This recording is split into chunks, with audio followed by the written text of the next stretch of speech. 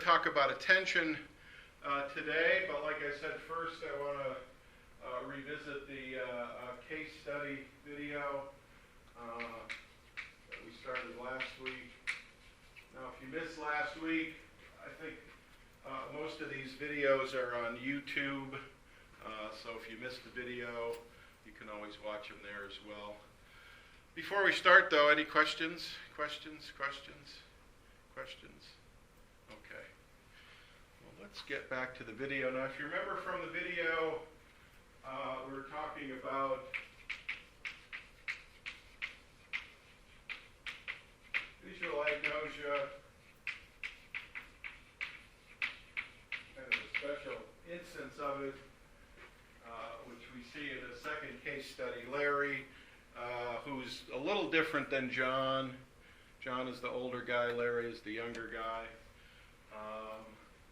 But in both instances, we see some nice evidence of this dissociation whereby, for example, John, the older guy, can copy figures, he can rattle off all sorts of components of different objects. It's just that he is unable to name those objects. So John has to kind of use other senses. So he's recruiting some of his other senses to kind of compensate for his inability to recognize objects. So when you saw him recognizing his wife, he could do that a couple of ways. If she spoke, and you saw at that dinner party. Also, if somebody speaks to John, he can recognize them based on their voice. But in the case of his wife, when she didn't speak, all he had to do was look at her shoes, and then he immediately knew who she was, which is kind of odd, because if somebody else had similar shoes, I'm sure that would provide a problem for John. Larry, who is the person we're watching currently, is a little different in many respects to John. His injury was caused by a motorbike accident, but he's very similar to John, also very different. And as we'll see now in the remainder of the tape, Larry also recruits other senses to kind of take over for his inability to not only recognize faces, but also he can't identify his own face. We will see with Larry, again, this dissociation that also relates to not only pattern recognition, but what we're going to kind of get into today, and that's this idea of consciousness. At one level, Larry can't identify faces at all. His performance is well below even chance levels. But when you look at his behavior at another level of consciousness, at a more physiological level, as evidenced by one of the methodologies used was the guilty knowledge test. You've probably heard of that methodology. If you're a forensic student, you've probably heard of it perhaps more frequently than clinical experimental students. But the guilty knowledge test takes advantage of this idea of, are we still processing information that's below our supposed level of consciousness? So also relevant here is the idea of a threshold. Also relevant here are issues related to bias. Signal detection also plays a part here. But let's finish up the tape, and then we'll talk a little bit more about that as well.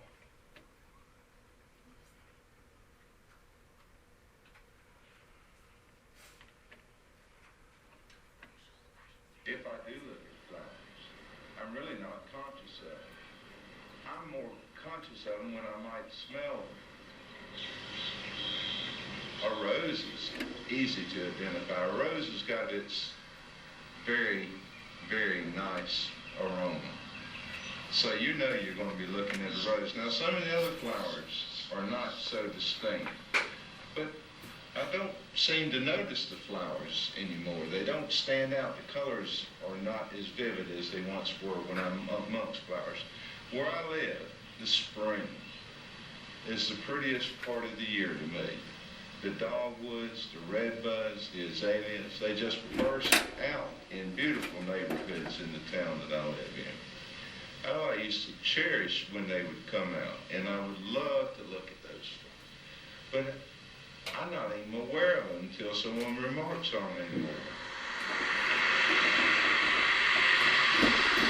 It's such a puzzling thing. I never would be able to understand it had I not ever come across it. I do not get a picture that gives me a satisfying or an unsatisfying emotion. It's a neutral, more or less, feeling. I don't get any abrupt physical response that a pretty girl's face. I don't have that pleasure anymore. It's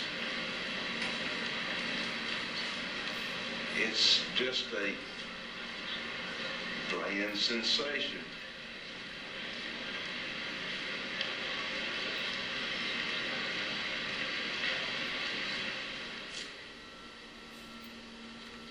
Russ Bauer tried a rather offbeat experiment to see if it was really true that Larry was no longer getting an emotional kick out of what he saw. He had Larry attached to the skin conductance apparatus again and had him look at 24 photos of landscapes.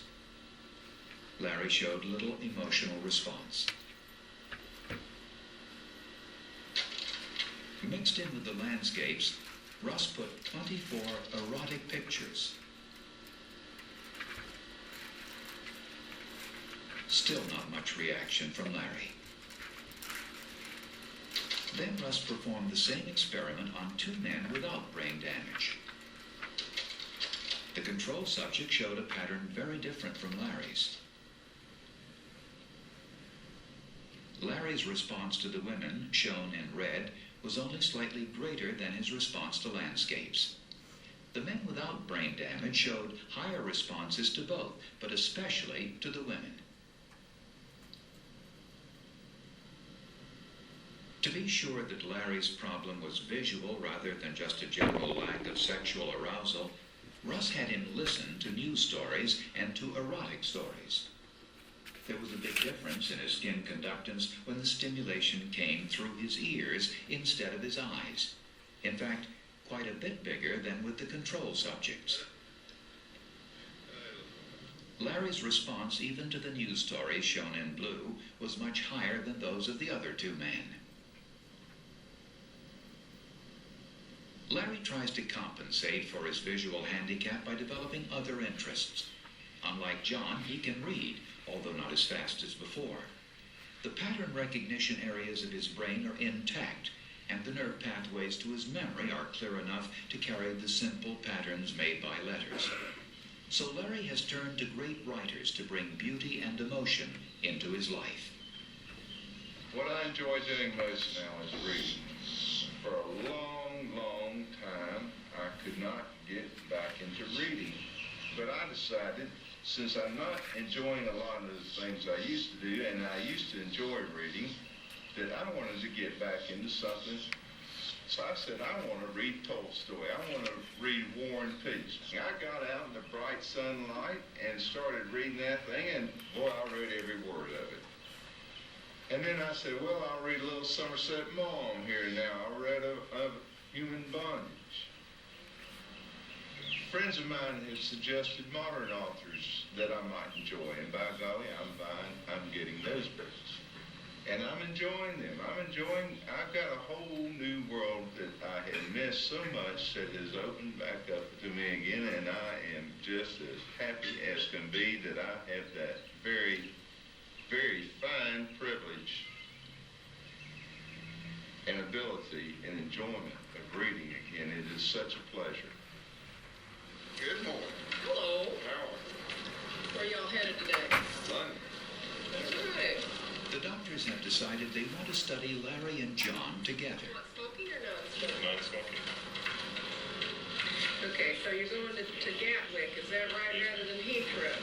You think you're going to make it great iron? They want to see if the models and theories developed for one patient will also work for the other. Thank you. Have a good trip. Thank you very much.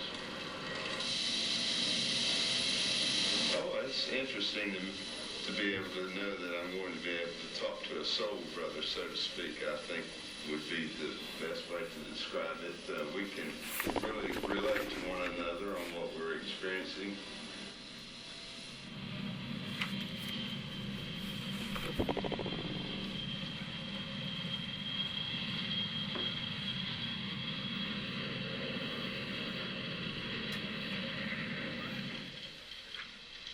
I'm very much looking forward to performing the guilty knowledge test with John.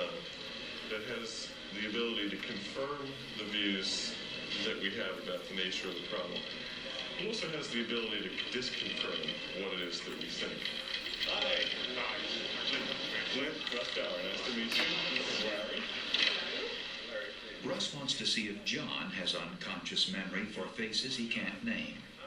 The British psychologists want to check whether Larry shares any of John's difficulties with pattern recognition. Excuse me. This is John, my friend from Darkest America. Hello, John. See, we ought to kiss each other.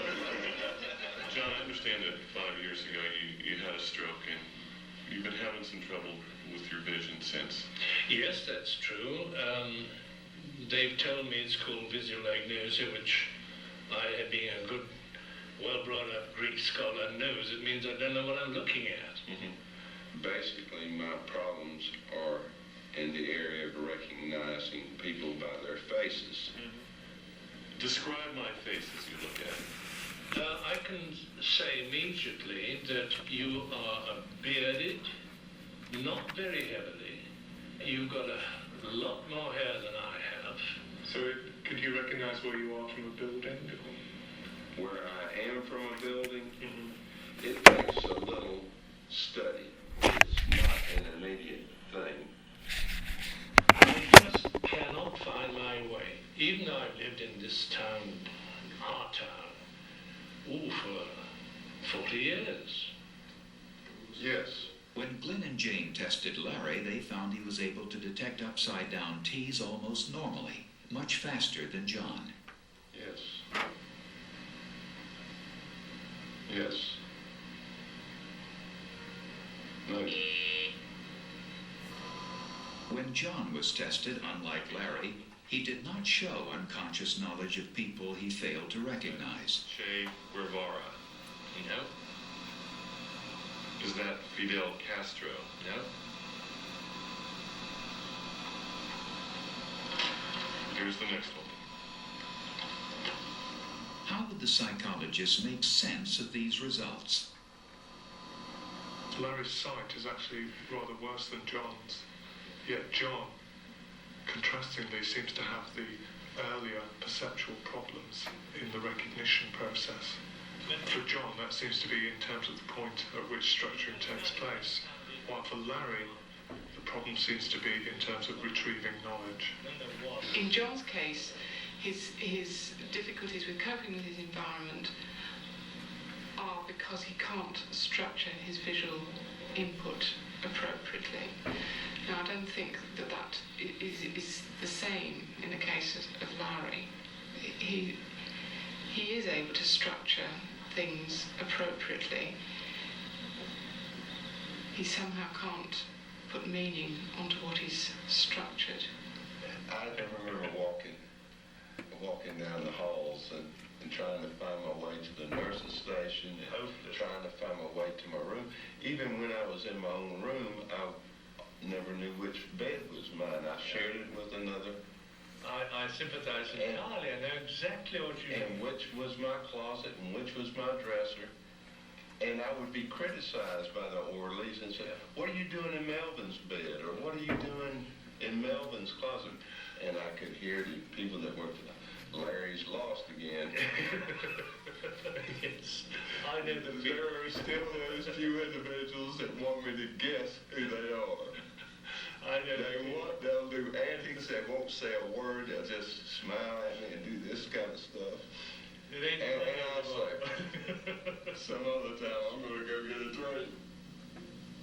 What we've learned from Larry and from John is that what seems so easy is not. What seems so straightforward is not.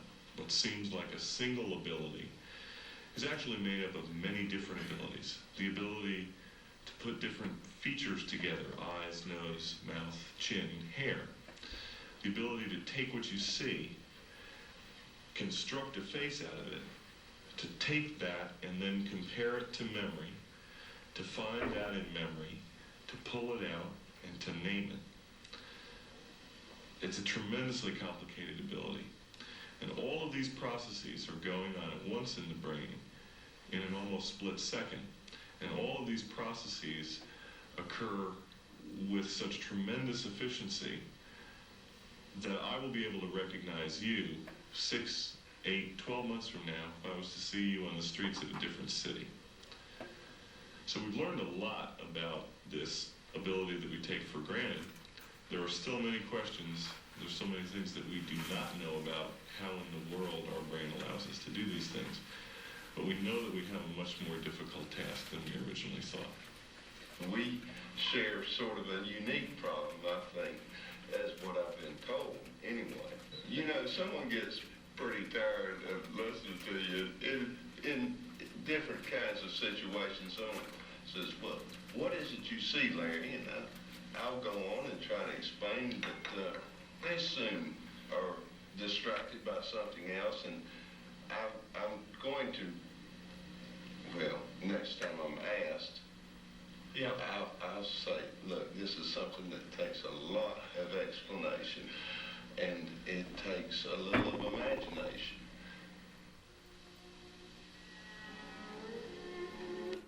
All right, so how do we explain those behaviors?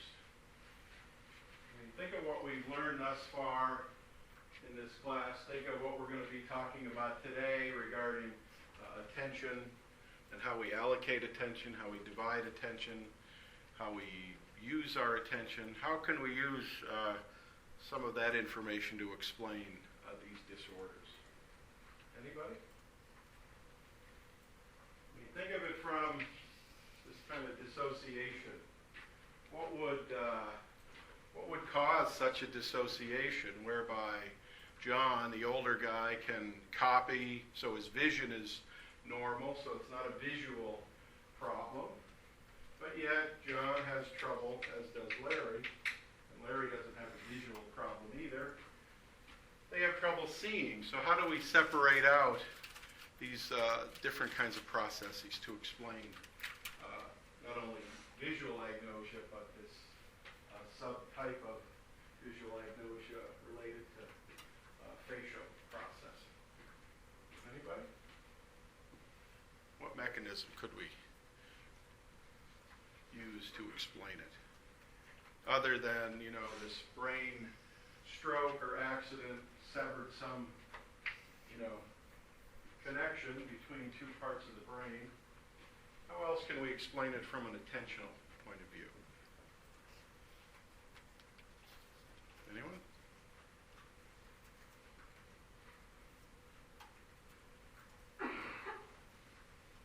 Well, how do we define attention? Anybody? How do you define attention? What is attention? How can you show me what attention is?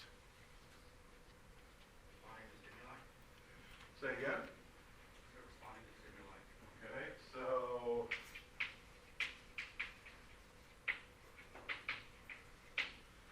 we have a response in there somewhere. Part of it too is ignoring distractors. Okay. And this attention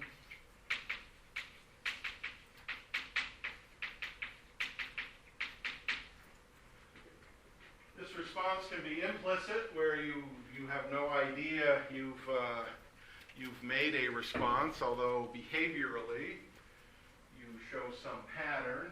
So, for example, your reaction time increases or decreases, your error rate increases or decreases, but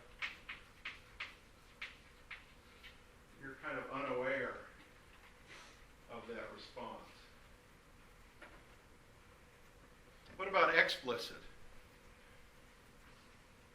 responding? Because when you respond to a stimulus, you're doing a little bit of both. And actually, if we look at it as a function of time, so a stimulus appears, and then initially there might be some unconscious processing, which immediately flips over to perhaps more explicit processing. Well, how else do we respond attention more from an explicit point of view? I mean, what is explicit processing? Anybody? Because in terms of attitude, it would be a conscious response.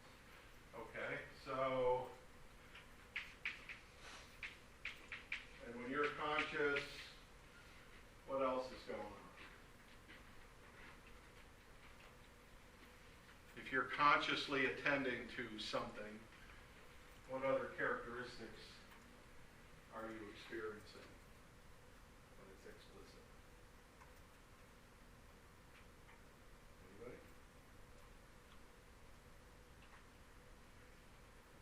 Well, you're obviously aware, and when you're aware, what does that mean?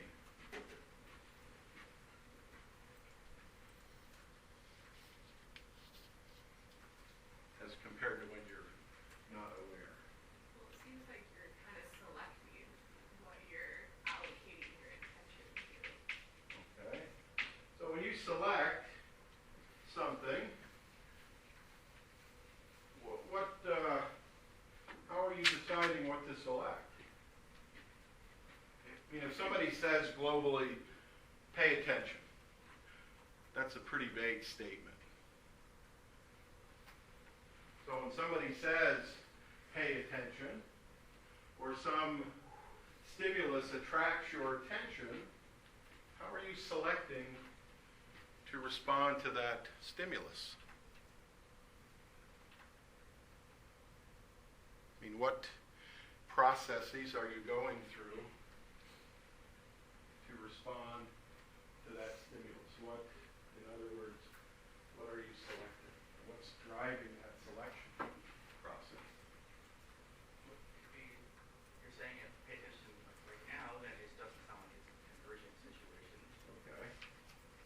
So yelling at it, Oh, I never yell. I just talk really low and then you have to pay attention.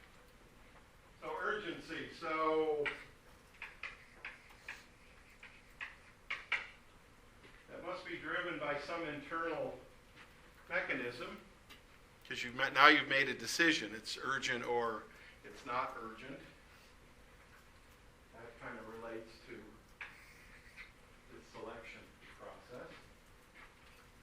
What else kind of compiles what we know as attention?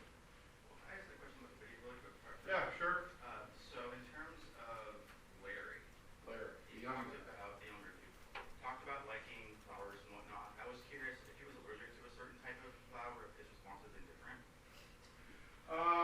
Well, let's see. So he responds more to flowers by smell and color. That's a good question. I mean, what do you think he did?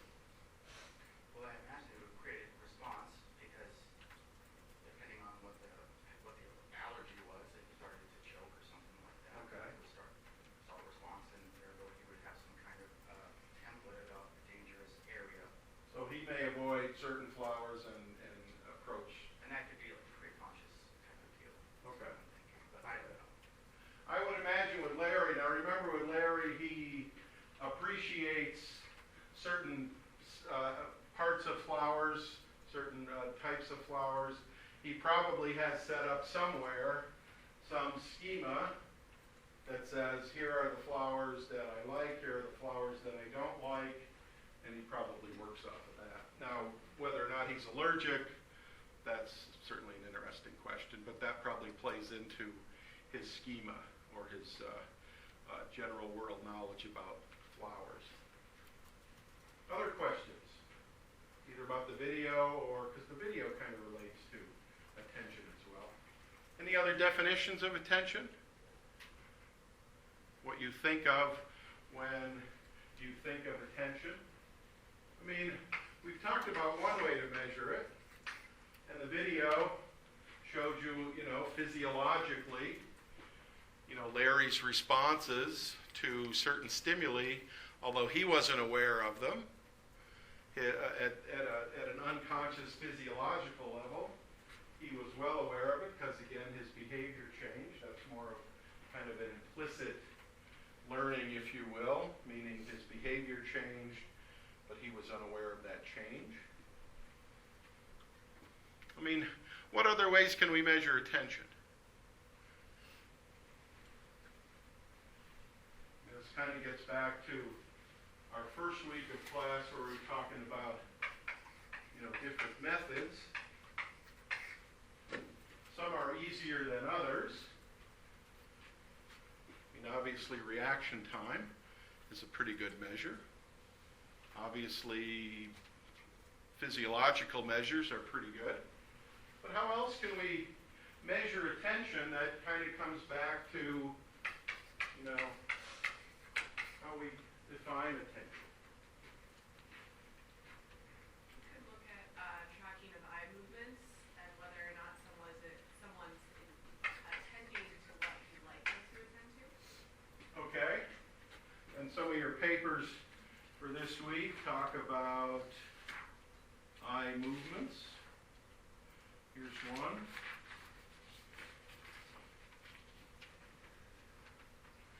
Eye gaze tracking reveals heightened attention to food in adults with binge eating when viewing images of real-world scenes. So here we have one way of measuring attention.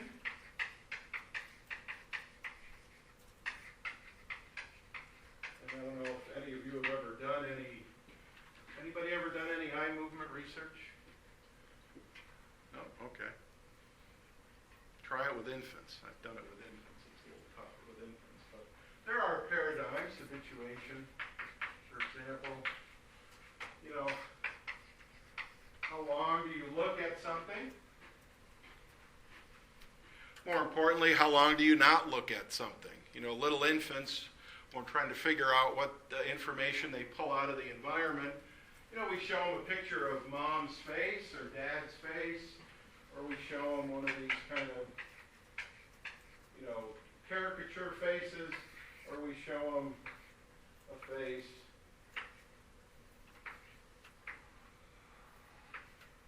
where all the features are kind of jumbled up. And we show very nice patterns of looking behavior, because you can't have little infants fill out questionnaires. You can hook them up physiologically, though, and they show similar kinds of responses. But here's one way to maybe measure attention. How long you look at something, or again, how long you don't look at something. How else can we measure attention? Eye movements are used frequently.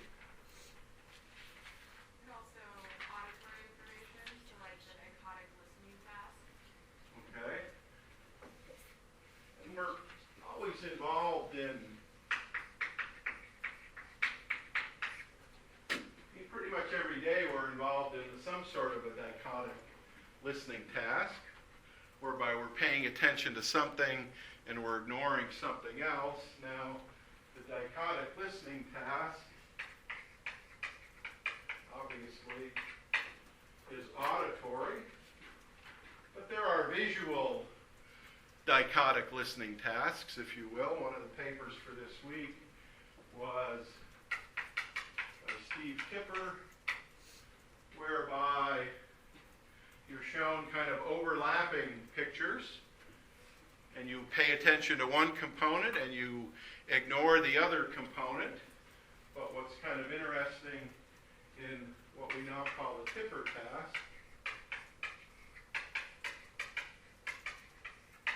is ignoring a stimulus. Actually, even though you're ignoring it and you'd think if you ignore it, it shouldn't enter consciousness, you shouldn't allocate any resources to it, you're told to ignore it, so there's no question to ignore it, but yet that ignored stimulus still has some meaning associated with it, because in Tipper's negative priming task, which, as he says, is a nice methodology to use across different populations, different subgroups, the thing you ignore is still affecting how you process it, because you're slower to respond to it. This is the essence of the Tipper task. You're slower to respond to something that you had previously been told to ignore. So at some level,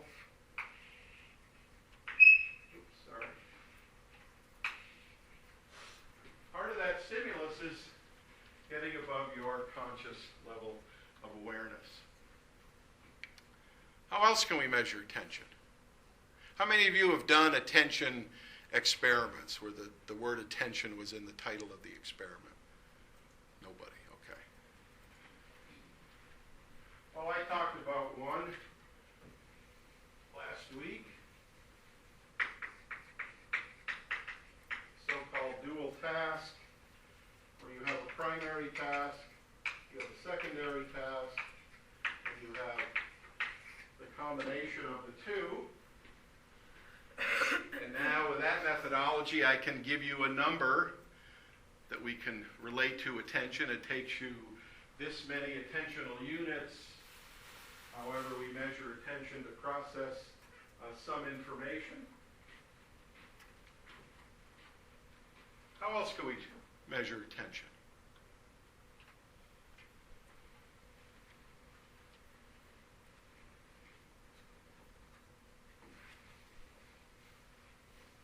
We can look at something, we can listen for something. They used inhibition.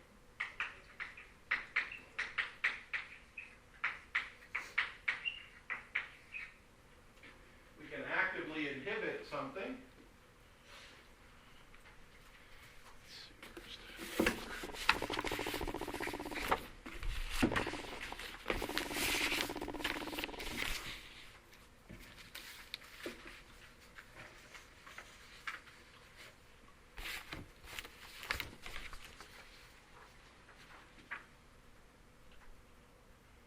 Or, like in this experiment, this was one of the first experiments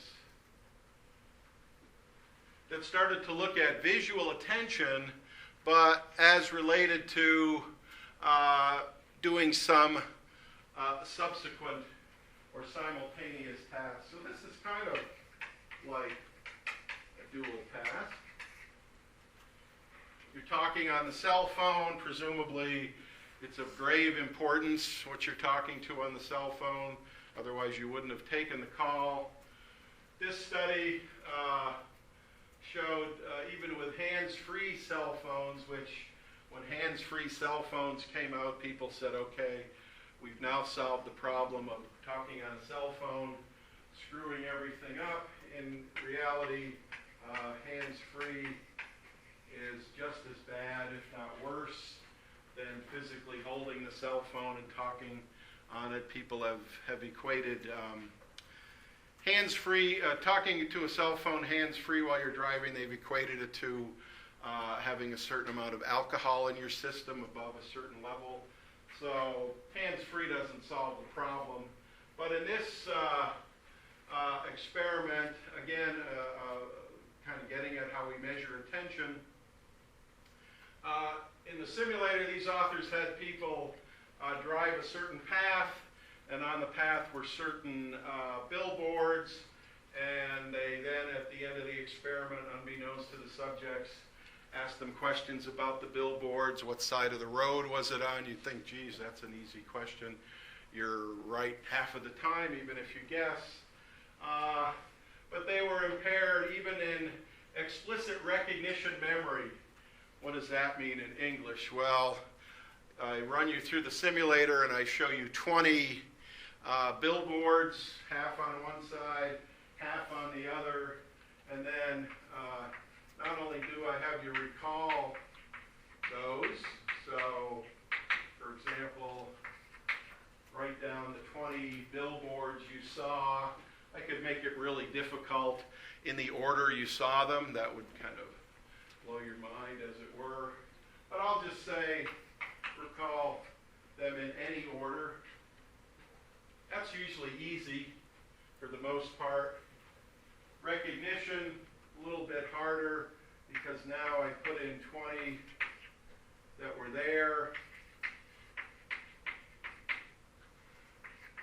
And 20 billboards that weren't there, and now I just have you simply recognize them. Yes, I recognize them. No, I don't recognize them, and that has nothing to do with reaction time. That's just a simple decision. And what these authors showed was that cell phone conversations impaired explicit recognition memory of roadside billboards. That is, of the 20 that they actually saw, and we know they saw them because they measured their eye movements, where they were looking while they were driving. Even when they saw them, in quotation marks, they really didn't see them. The talking on the cell phone somehow tampened down the amount of attention they were able to allocate to that particular task. Furthermore, cell phone conversations impaired implicit perceptual memory for items presented at fixation. What does that mean in English? That means we know that you saw it. You can't say you didn't see it. It appeared at fixation. You fixated it.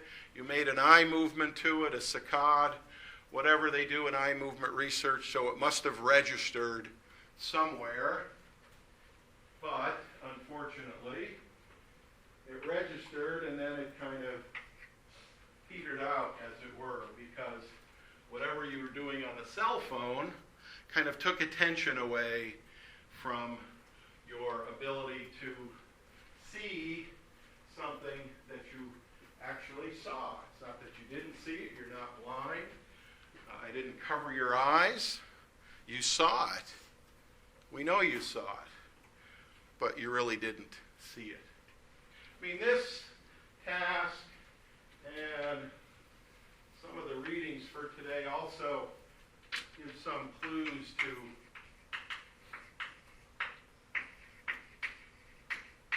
what attention is, some of the capacity theories that we will talk about today.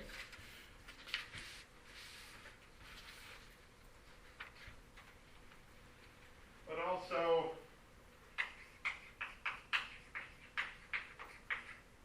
some theories that kind of act like a bottleneck. Now, you all know what a bottleneck is. If you have a bottle handy and it's full of something and you turn it over, you'll notice that depending on the size of the bottleneck, if it's really thin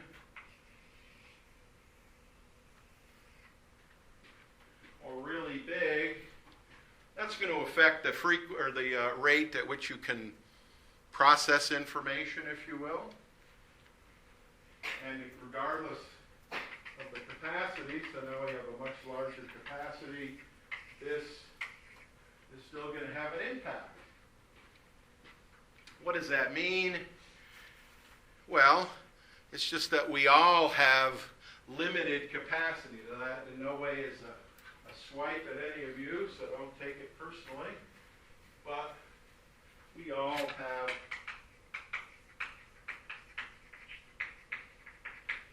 limited capacity in our so-called attentional resources. And we can measure measure it very nicely. I could put all of you in the simulator, have you listen to a scripted cell phone conversation and answer questions about it, and we would show, most likely, pretty big individual differences regarding how many of you can process that information up to 80% accuracy, 90% accuracy, 100% accuracy. We could vary all sorts of factors, you know, the rate that I presented to you, the content of the information in the cell phone conversation, related to the Posner and Snyder paper you read this week. I can add some emotion in there as well, make it a very frantic cell phone call or a very innocuous cell phone call. I can vary all those factors and many, many more, and I could get a pretty good handle on how well each of you performs as a function of your limited capacity. We can then graph out very nicely, you know, basically how much can you do at the same time? What's he mean by that? Well, when you're talking on the cell phone and you're driving, at the most basic level, you're talking and driving. Driving for all of you is automatic, right? You don't really need much training anymore on how to drive. You're pretty good at that. But now I can add other tasks.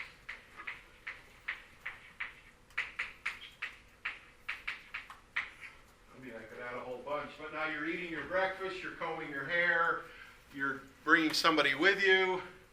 You know, we add on all these subsidiary tasks that are like dual, now they're dual and triple and quadruple tasks. And at some point, you will asymptote. It's not a bad word, so don't think I just said something dirty to you. You will asymptote, and then you will start to show some decline. This happens all the time. You're driving down the street, you don't see the patch of ice because it's covered, you hit it, and now your car is doing a 360. You know, how do you respond to that? What is your immediate reaction? How do you now reallocate all those attentional resources that you were putting into the cell phone conversation that you were talking to? Or do you just throw the cell phone on the ground, start screaming? I don't know what your response might be, but regardless, the curves that we show here, much like the curves from the Sternberg task, which we've talked about already, can give us some indication of how well you allocate your attention, how quickly you allocate your attention, how well you are at dividing your attention, or what we now call multitasking. Oops, sorry about that. Another name for attention. Even though we really don't have a good handle on what attention is, we all think we know what attention is. In fact, many, many, many years ago, William James said it. We all know what attention is, and he didn't know anything about attention. I mean, much to his, chagrin, he's done a lot for modern-day psychology, but he didn't know what attention was. We all really don't know what attention is. And as the book talks about attention, not only a very nebulous kind of process. I mean, what is attention? How do you measure it? Can you hold attention in your hand? Can you divide up attention? We all think we know what attention is, but it comes down to issues of who controls our attention. I mean, you may think you control your own attention. I mean, this gets into all sorts of philosophical debates. But how do you control your attention? How do you resist the urge or urges to pay attention to something else? Or can somebody else control your attention? I mean, I could talk louder, I could talk faster, and those are pretty easy ways for me to control your attention. You'd probably start paying attention more if I were to do that. But it rests on this other question as well. You know, what if we had no attention?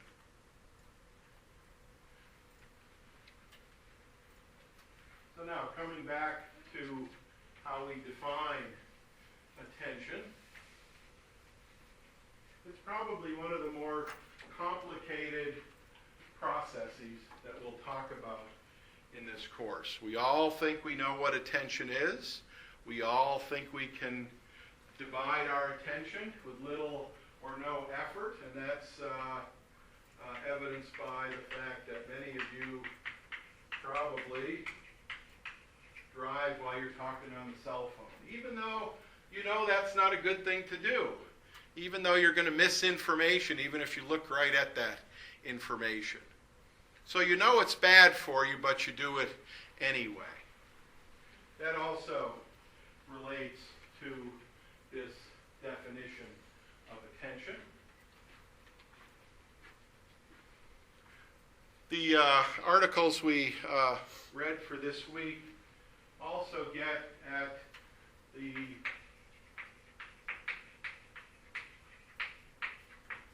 consciousness aspect of attention. If you're not paying attention to something, how can it have any effect on what you're doing? In other words, many implicit memory tasks, and we're a far way away from the implicit memory part of the book, but this has a lot of implications for this. A lot of implicit memory tasks that you all can do, and they're pretty easy to do, they show learning. So we chart out your performance on some implicit memory task, and you show learning, and it's significant. But you have no idea, A, what you learned,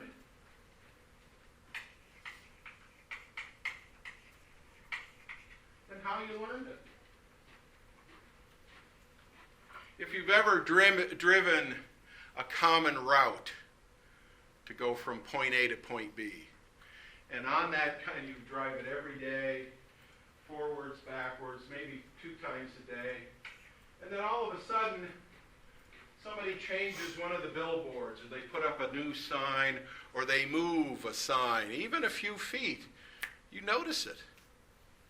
Now, when you're driving, you probably aren't paying that much attention to the billboard, unless it's, exit 28, and you have to take exit 28, or whatever. You're probably not paying a lot of attention to that, even though you drive it every day, every day, every day. But once we make minor changes to that, you somehow become intimately aware of those very minor changes. That gets at this kind of interesting issue of how much information are you processing that you're not really aware of. We know you're processing it because behaviorally you're completing a task in fewer trials, your percent correct is increasing, your response time is decreasing. Those are all measures showing learning. And if you're faster on something, if you have more percent correct, if it takes you 3 trials instead of 8, you're learning something. But at a conscious level, you have no clue how you learned it. It's kind of similar to when you were learning grammar way back when, and you had sentences to diagram, and then all of a sudden one day you knew grammar. Same kind of idea. All comes back to this idea of what attention is and how we use it. And there are really simplistic models out there. We talked about, I think we talked about in here, parsimony. The easier the better to explain some process. Here's a real easy model of attention. It's a box and arrow model, which is common in cognitive psychology. We have input, all of our senses, and we've done this demonstration too. Up until right now, you weren't thinking about the comfortableness of your chair. But I can now ask you to do a comfortableness ratings task, because nursing wants to know how comfortable these chairs are. And you could probably give me, based on your idea of what's comfortable and what isn't, you could give me some rating, even though you're not really paying attention to it. Or if I ask you, can you feel your socks on your, assuming you're wearing socks, on your feet? Up until this very moment, you weren't really thinking about feeling my socks, but now all of a sudden, gee, I can actually feel my socks. So you're allocating some bit of information and attention there. So much like some of the models we've talked about, we have lots of input, and as one of you mentioned, early on, something has to tell us to ignore that information. How your socks feel right now is probably not that critical to you, unless they're wet from the snow and it leaked through your shoes, and it might be way above your level of conscious awareness. But early on, you have to make some kind of decision, or somebody has to make some kind of decision for you to pay attention, but also ignore some stuff too. And we've talked about and seen where you can do this through your visual sense, through your auditory sense, even though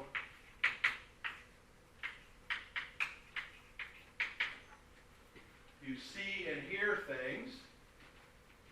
You can look right at them. It can register in your ears, but you have no trace of it, even though behaviorally it was there. So it goes from your sensory store, a lot of models, and we'll talk about some models of attention, talk about this so-called filter. Think of it logically. When you're straining something, and here's a filter, you're straining something, you don't want everything to go through the filter. So it has some obvious implication. But where does that filter occur? Some might put the filter up here somewhere. And some have speculated that even though you've been exposed to a lot of things you're not aware of, because you're not aware of it, it hasn't registered anywhere. And there's a whole bunch of other psychologists that would say, oh, that's not true. Everything you've ever been exposed to across all of your senses got in somehow. And it's in your long-term memory somewhere. And because you don't have any clue of what it is, it's just because you weren't paying enough attention when you were encoding it, you stored it away improperly, and you were having trouble retrieving it now from long-term memory. So there's still this pretty big debate. It rests on the, how much capacity does long-term memory have? Some say it's limited, others say it's infinite. Everything we've ever been exposed to gets into long-term memory. The fact that you can't recall memories when you were 2 or 3 years of age, now some of you probably can, but many of you probably can't, doesn't mean You weren't conscious back then. You certainly were. It's just that the mechanisms involved of encoding, storing, retrieving weren't yet very well developed. I mean, this effect I'm talking about here is the infantile amnesia effect, which again we'll talk about later in the course. But it gets at this very basic model of attention. And this very basic model even says, here's what attention is. You filter stuff, you recognize it, and then you select it. I mean, that's part of what attention is.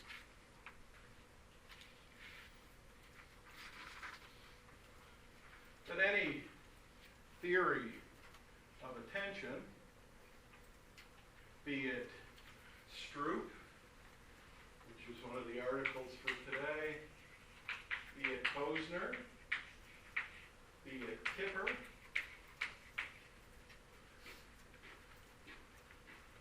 has to get at these kinds of questions. We obviously need attention. If you don't have attention, you're not going to process the task. Although we're still pretty good at unconscious processing, as evidenced by any or all implicit memory tasks. So there must be some type of attention, maybe a different type of attention we use when we tap into implicit memory, and we use a different kind of attention when we tap into explicit memory. Because they both differ. I mean, this is the basic automatic versus controlled processing dichotomy.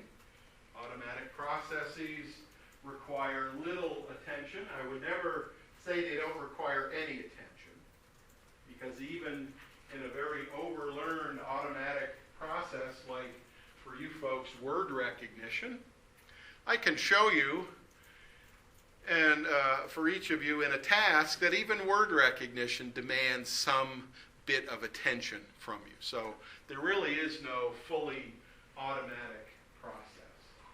They all require some amount of attention. And then control processes are, tasks that we call explicit memory. They require attention. They are well above your conscious level of awareness. You're aware of your performance in explicit memory tasks. You're aware of your performance in implicit memory tasks at some level. But again, in implicit memory tasks, you've learned something, but you have no clue of how you learned it. That's different in explicit memory tasks. So for any model of attention, we need to know what information is transferred. At some level, all of it is, but depending on the model you happen to buy into for attention,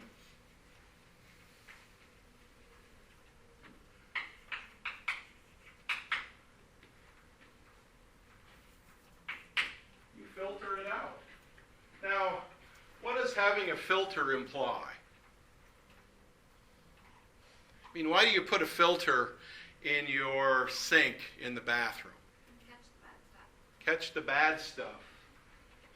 Or the good stuff, but let's go with the bad stuff. I mean, maybe you drop your ring, like I have done, in the morning when I'm shaving, and it goes in the sink, and luckily there's a filter there. Now, I didn't put the filter there to catch my wedding ring, but I'm glad that it's there, because otherwise I'd have to buy another wedding ring, and then explain to my wife why I was shaving without my wedding ring, which is a whole other That's what insurance lecture. is for. Pardon? That's what insurance is for. Oh, yeah, they wouldn't pay me back for that. But Beth says we have a filter to keep out the bad stuff. But what does that tell us about the filter?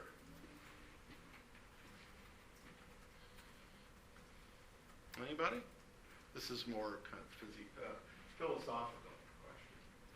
Something would have had to essentially state what the bad stuff is first. Right. Why is that stuff bad to begin with? Why do we need a filter anyway?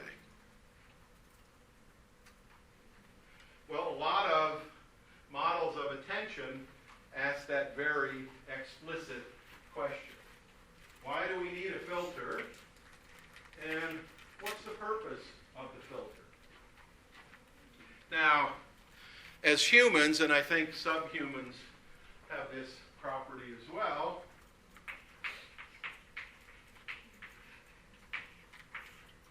all of our senses are constantly activated. And all of our senses are constantly taking in information. Right now, it's mainly visual and auditory, but you might be eating something or have recently eaten something, and so there might be a little bit of gustatory sense coming in. Maybe you did step in water on the way in here, and now your socks really stink, so now you have that sense activated. Maybe you are still debating, gee, this chair's about an 8, I think, or maybe it's a 7. So all of your senses are activated at some level, unless you want to go crazy. You have to filter stuff out, but that assumes what? Having a filter assumes what?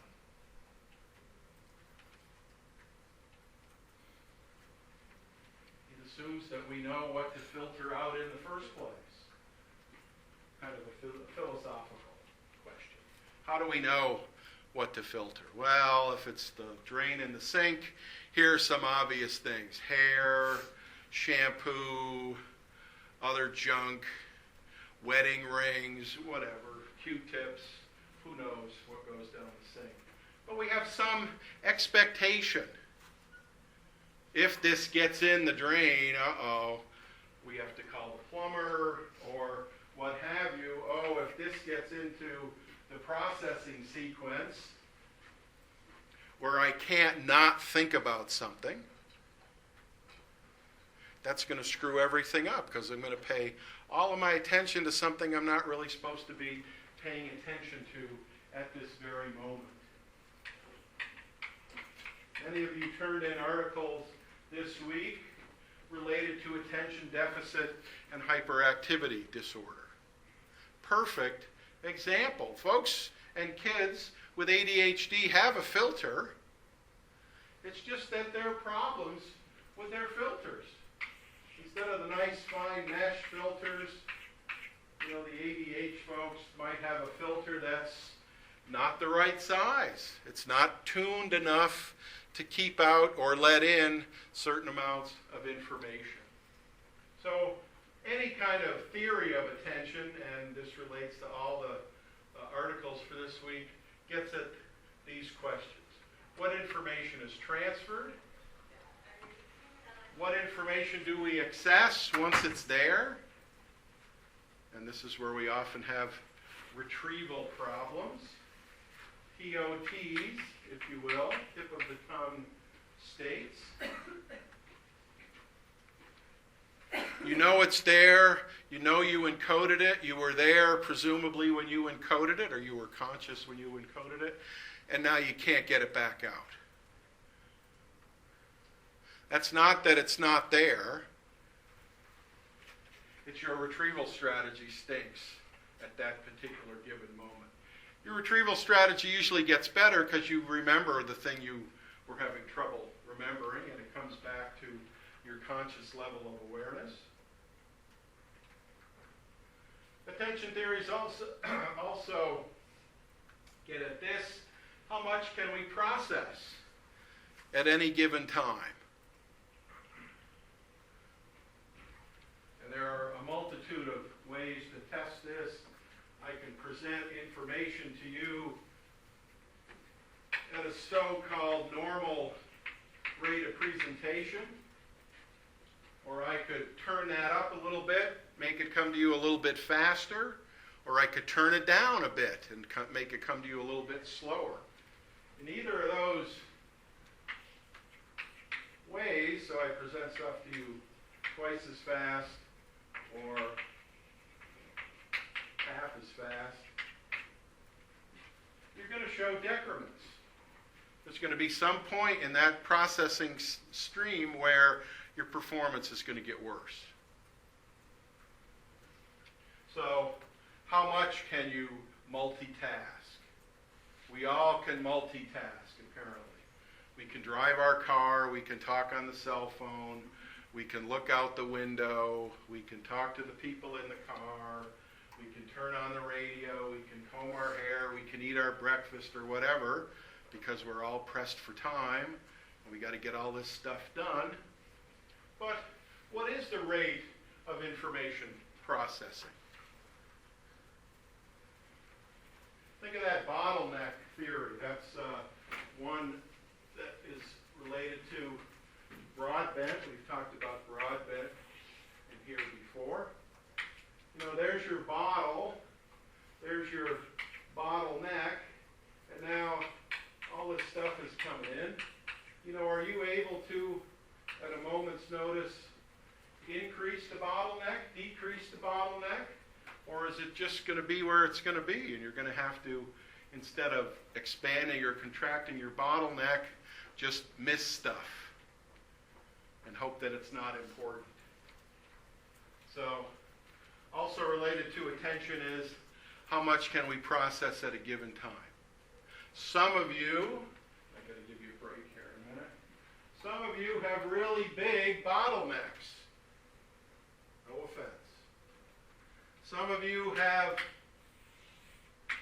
smaller bottlenecks.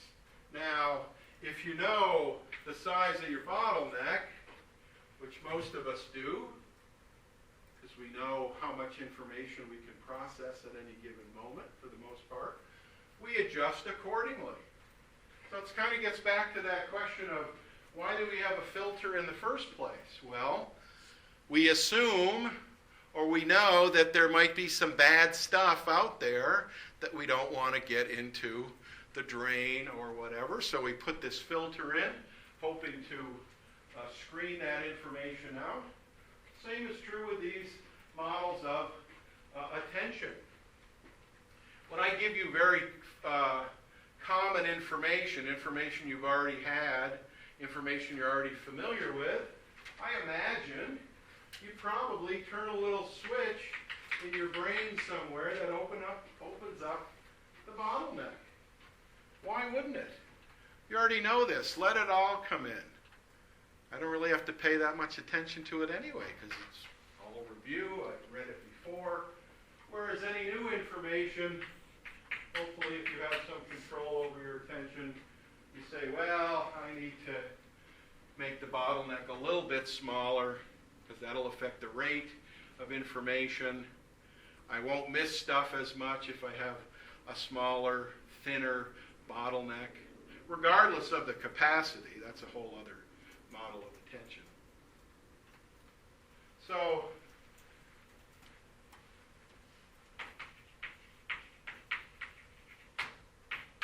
these models of attention also relate to the notion of intention. Can I control my attention? I think I can. I can read and listen to the news and eat dinner all at the same time in an overlapping fashion. I don't have to listen to the news, turn it off, eat dinner, finish dinner, turn the news back on. So we're constantly in these models of attention making this decision. Do I make the neck wider? Do I make the bottleneck shorter? And then finally, it gets at the last stage, encode, compare, decide, respond. How fast can I make a response? And it doesn't have to be a button press. It can be a saccade, which is an eye movement. I can move my eyes a certain way, up, down, left, right.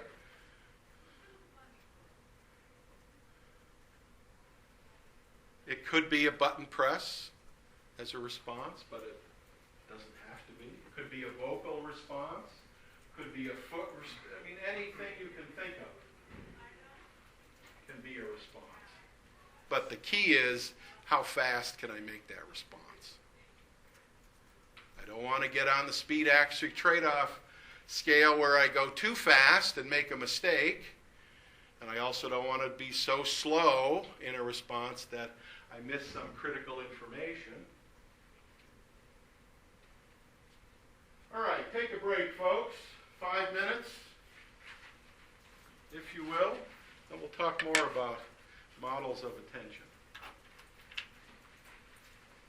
If you came in late and you have your paper for this week, you can bring it up and put it in that pile right there.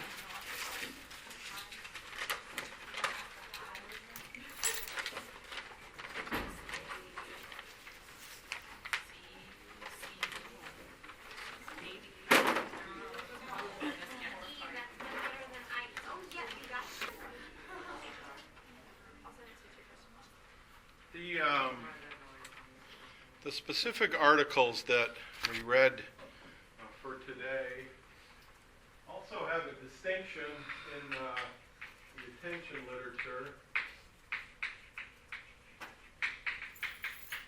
Not only because they're extremely simplistic, but they also are referred to by the name of the person who initially discovered them, and that's pretty rare in psychology in general.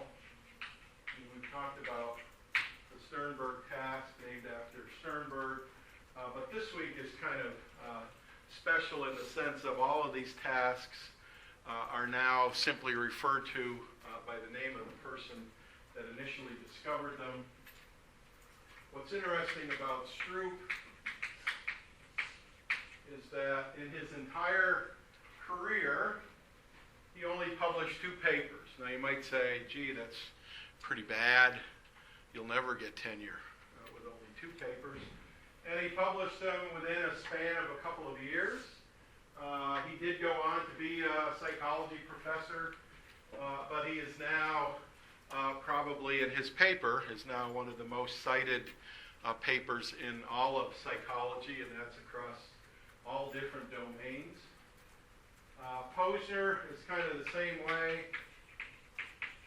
The chapter, and it was a chapter that you read for this week, talks about some of Posner's relatively early work on, again, getting at these same kinds of questions we've talked about today. What is attention? How do you measure it? Where does it reside in the brain? I mean, one of the articles you read, I think it was last week or the week before, when we talk about imaging, you know, where in the brain are these things localized? Posner was one of the first people out there to show, and those pictures in the book come from some of his work with Peterson, show where in the brain using positron emission tomography types of attention actually reside. Now, later on in the course, we'll come back to more of the brain locations of various cognitive components, but by and large, a lot of our attentional processing resides solely in the right hemisphere. If you get damage to, in fact, the back part of your right hemisphere through disease or disorder, or you fall off your bike, or you have a closed head injury,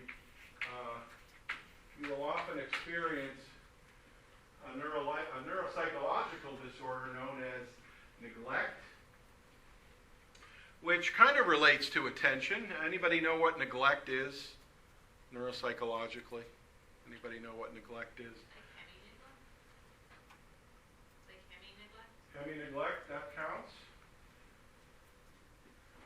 Neglect is an interesting attentional phenomenon too, in that people who have neglect, so again, you've got damage to the right back part of your brain through disease, disorder, closed head injury, whatever. What tends to happen is, and we all bisect our world kind of right down the middle, so there's what we would call the midline. People with neglect, if you show them a picture or have them copy a picture for you, or you put a tray of food down in front of them, what tends to happen is, And here's your brain. There's looking forward. There's your ears. So you have damage over here. We all know because of the corpus callosum that the damage here is going to affect stuff on the left side of your body. People with neglect can't see stuff that's over here. Now, what's even more interesting about neglect is they don't have a vision problem. They have 20/20 vision. But if you show a neglect patient virtually anything, they will, like we all do, bisect it. But they will ignore anything that occurs to the left of the midpoint. And if you've ever worked with neglect patients, I did a few neglect patients when I was on my postdoc, they will swear there is nothing on this side of the midline. So if you give them a tray of food and you have a plate here and a cup here and another plate here and something here, they will eat this stuff, they will ignore this stuff, and you can ask them, are you going to finish whatever's on the left side, and they'll say there's nothing on the left side. Now you could be kind of sneaky and move the tray that way, and now what was on the left of midline becomes on the right of midline, and they say, oh, okay, I didn't see that. So that's another interesting phenomenon related to attention. You don't have to not be able to see to have issues related to attention. That relates to the Tipper task, the last article that we read this week, whereby, and this is true actually of all of these articles for this week, once you start an automatic process,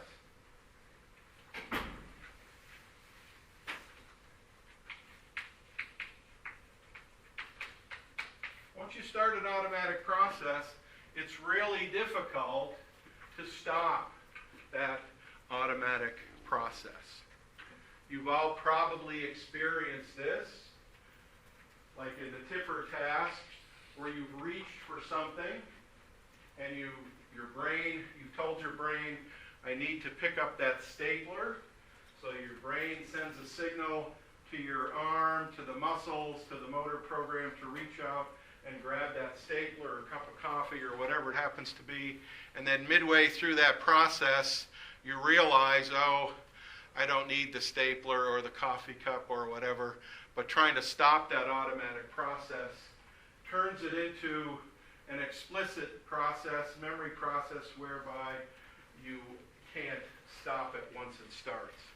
That's a hallmark of automatic processes. Once you start them, it's hard to stop them. And if you try to stop them, your performance suffers along a number of different dimensions. Think back to it. I think I talked about this in here. This kind of continuum where for many of us, processes start out as highly laborious, highly time-consuming, very frustrating. Those are control processes. When you first learn how to tie your shoes, or were going through trials to learn how to tie your shoe, it was probably very difficult. And then eventually you learned how to tie them. Now you can tie them with your eyes closed.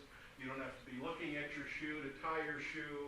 You can be doing all sorts of other things while you're tying your shoe. It's certainly an automatic process. But these automatic processes lie on a continuum whereby you can alter an automatic process and it goes all the way back to the starting point and you have to start over again. Now, if it's because of a stroke or some closed head injury or something like that, neglect, for example, then it becomes very difficult to reacquire that automatic process. But the example I used in here is, write your name the way you normally do, and now try to write it with your non-dominant hand, and you'll see very quickly how an automatic process can revert back to a very laborious, controlled process. So all of the tasks and articles we read for today and the ones you've handed in get at this kind of continuum. It also, or they also get at this definition, and this is a very simplistic definition. We tried in the first 90 minutes to come up with our definition of attention, and all of you contributed, those of you who contributed, pretty good definitions of what you think attention is. But here's another good definition. Attention is nothing more than selectivity, making a decision. If it's 2 things, 3 things, 8 things, select, and then, usually at the same time, concentrate. So attention is selectivity plus concentration, whereby you focus your attention, you allocate your attention, you divide your attention, and as some of you have turned in this week, you may bias your attention. Now, this notion of selectivity and bias relate to what we term internal types of attention. When you pay attention, for example, if you're ever in the cocktail party effect example, and which you might be, we have an open house coming up for graduate school stuff. You're over here with all your friends jammed into the corner, and somebody over here mentions your name, you're going to very quickly orient your attention through space. I mean, there's this big wave of attention, if you will, to use a metaphor, or a spotlight of attention, where you'll focus it over there. That's more of kind of the internal type of attention. And you can feel yourself, this again is more philosophical, but you can feel yourself moving that spotlight of attention to one or other part of the room. We also have external types of attention. That is how the environment controls our attention. So we control our attention up to a certain point, and the environment controls our attention up to a certain point. If I were to turn all the lights off in here, all of a sudden that would be an environmental stimulus that would alter how you allocate your attention. You might write a little slower. You might get closer to your paper so you can see it now that this external type of attention has been altered. But attention can be boiled down to this notion of internal plus external. And it relates to this definition. We must select something in the environment. We usually know what we're selecting, though, through maybe some schema, maybe some expectation, maybe some bias. And again, a lot of your articles that you turned in this week relate to this bias in attentional allocation. See if I can find one that relates nicely to this bias.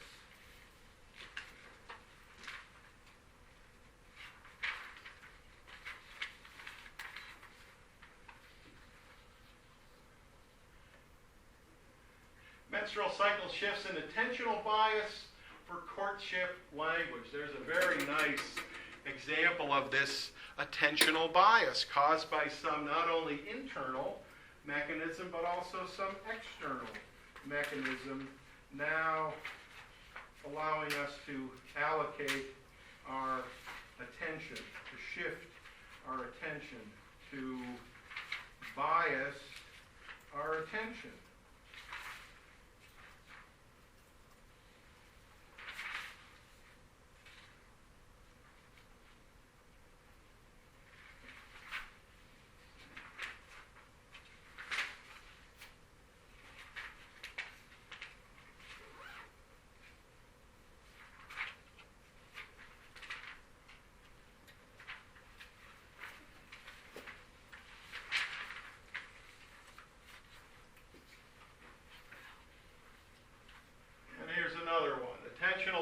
parentheses, and ruminators and worriers. Ruminators are people who just keep thinking about the same stuff over and over and over again.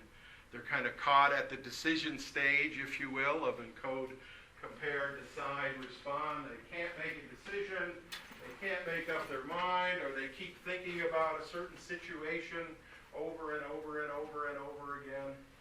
That also relates to this definition of what attention is. So it's selecting, and it's concentrating, and ultimately it's deciding, and it's responding. We also have to think of the different types of theories we have for attention.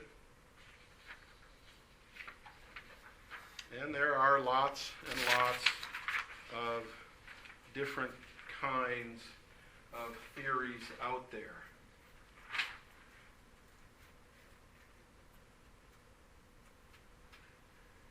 We have what are called bottleneck theories, and we've talked a lot about these so-called bottleneck types of theories. How much information can you process at a given point in time? Can you speed up your attentional processing at will? Usually it's at will. You have some conscious control over it. Can you also slow down your attentional processing? It gets back to that notion of selectivity. Well, Broadbent was one of the first models of attention. You remember from the first couple of weeks, we talked about Broadbent's seminal book published in 1956, a full decade plus 1 year ahead of Neisser's book. Actually, almost a full decade ahead of Neisser's book.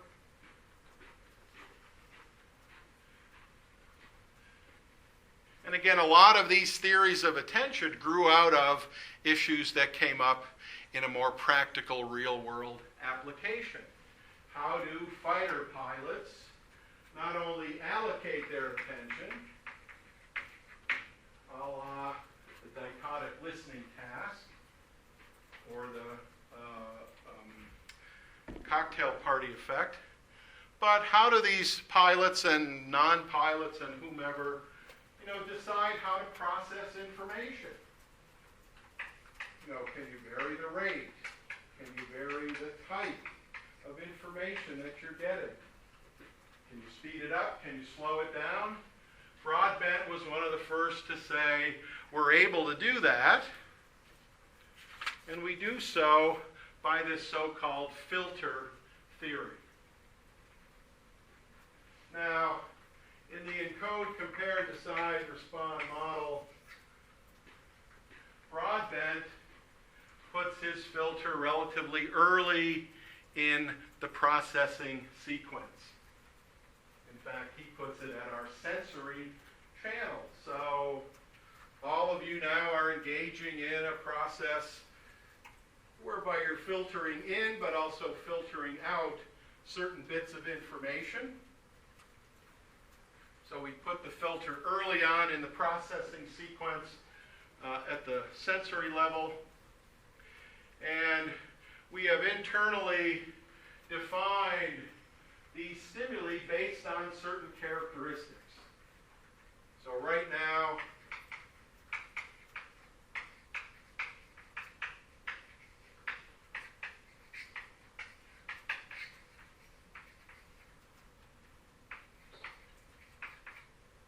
you're defining them based on visual attributes and auditory attributes.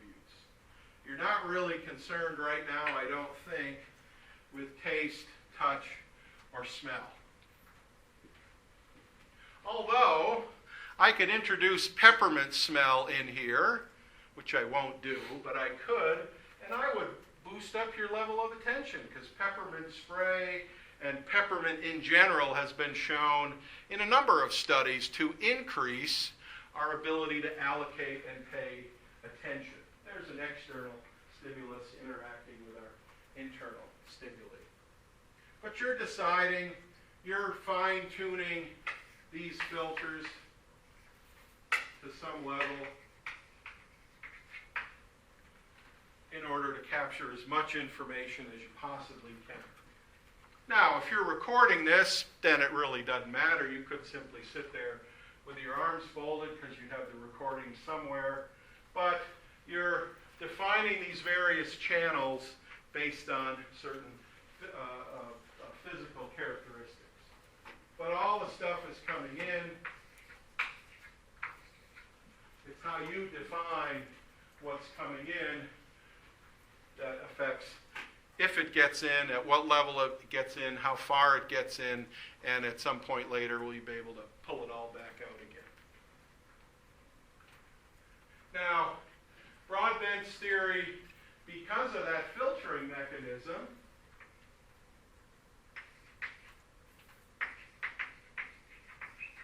sometimes is seen as a kind of a discrete model, in the sense that if you get to a certain point, the model isn't going to function very well. In fact, you'll asymptote again in your performance, and then you'll probably start to show a decrement in your performance. You'll be slower, you'll make more mistakes, you'll miss stuff.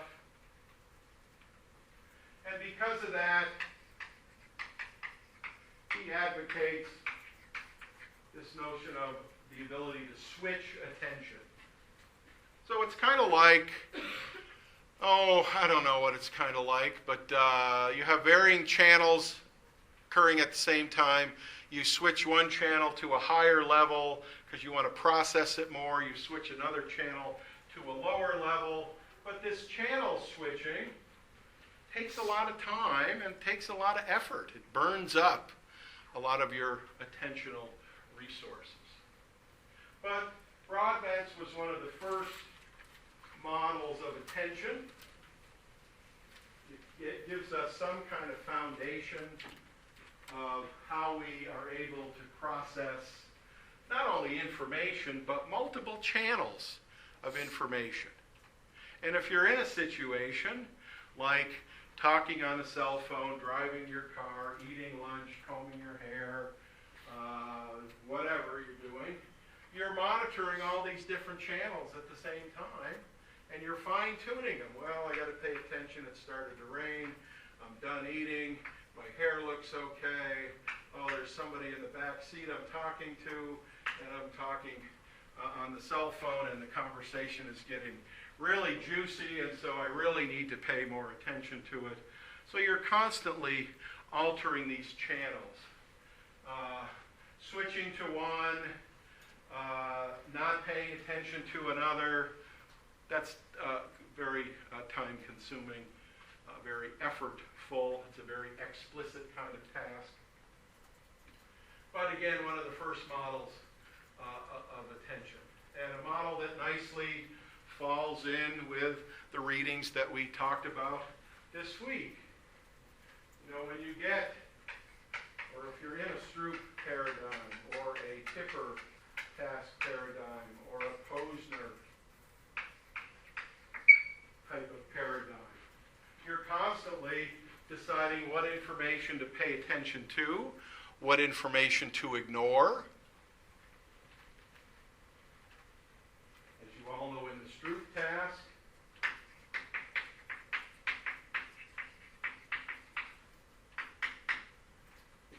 that top item should be a lot easier for you to process than the bottom item, especially if I now ask you either to read the name or to read the color.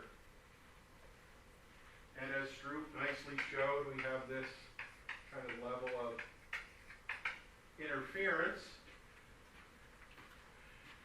And it's interference that develops over time. Stroop didn't test little kids, but a neat application of the Stroop task that's been done is to test kids at varying level of reading ability. Kids who are just learning how to read show virtually no Stroop effect, and that's not bad. That's exactly what you'd expect for somebody learning how to read. But as you develop your reading skills, you start to show, the necessary level of interference between the color name and the word name. And that kind of relates to another bottleneck kind of theory of attention that was introduced by Anne Treisman. Now, her work was neglected from this particular collection of articles, but she is right up there as far as theoreticians go regarding attention and attention models. But she brings up what she calls an attenuation model. And so that's where you get many meaningful messages, like you're talking on the cell phone, you're eating, you're combing your hair, you're adjusting your seat in your car, you're getting multiple sensory input, and now you have to kind of rank order the meaningness value of these messages. And they come in, as Treisman says, and as we all know, simultaneously.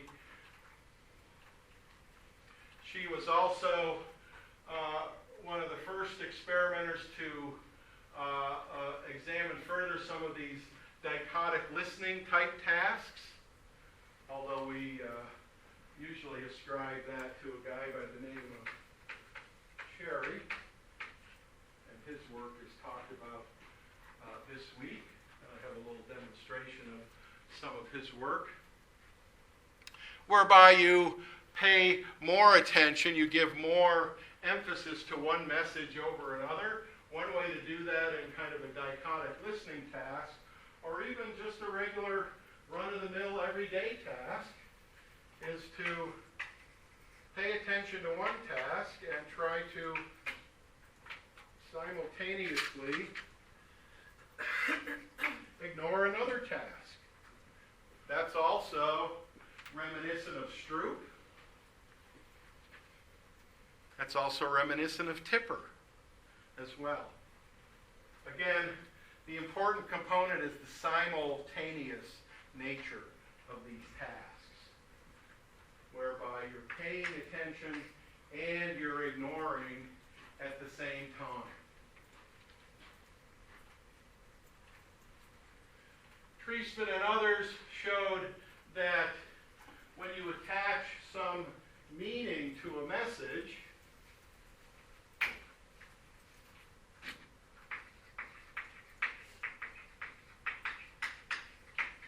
it kind of rules the day, as it were. That's why the cocktail party effect is so fascinating, if you've ever experienced it. Your name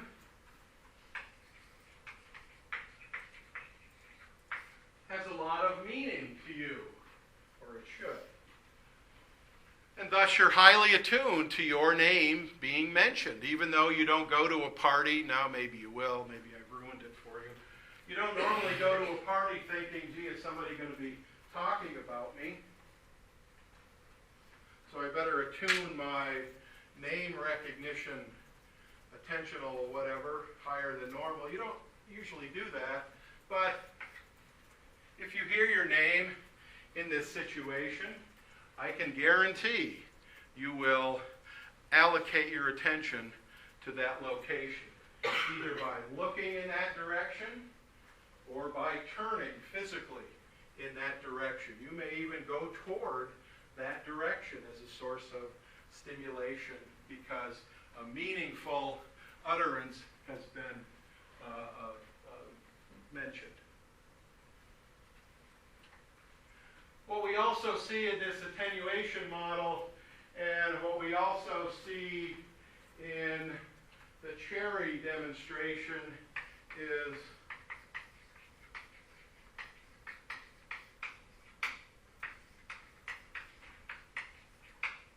unattended information does get in, even though you're told to ignore it. You're explicitly told, don't pay attention to this message. Some of that unattended information gets in nonetheless.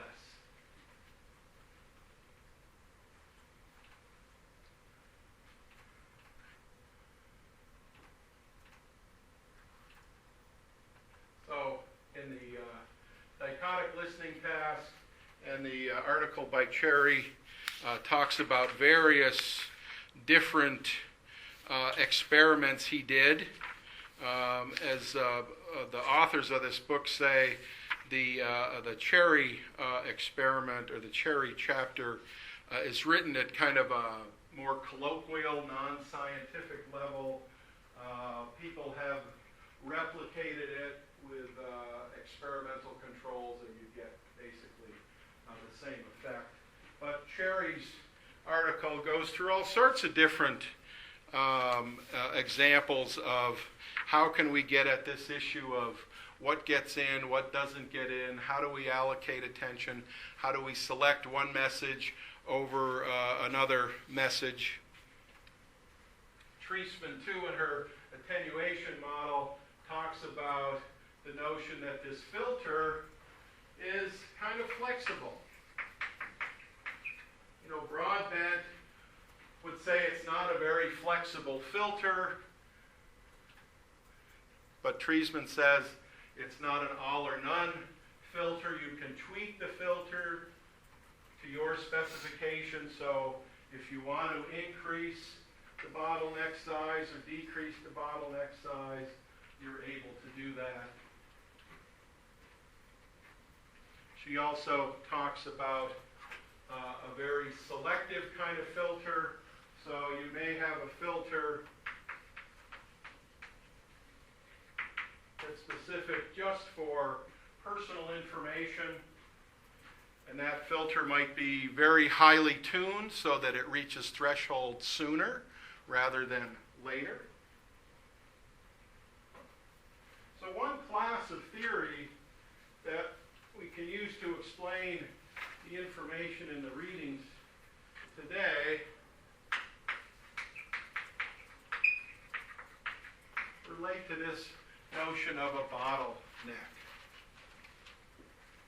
How does information get in? Can we alter how much information we take in at a given time? What happens when there's interference with the input? The classic Stroop effect. And it's very hard to overcome the Stroop effect once you become a good reader. And you're all good readers. That's why the Stroop effect becomes so powerful. And although Stroop did his work with linguistic stimuli, words and colors, the Tipper task is kind of a pictorial version of the Stroop task. And if you remember from Tipper's task,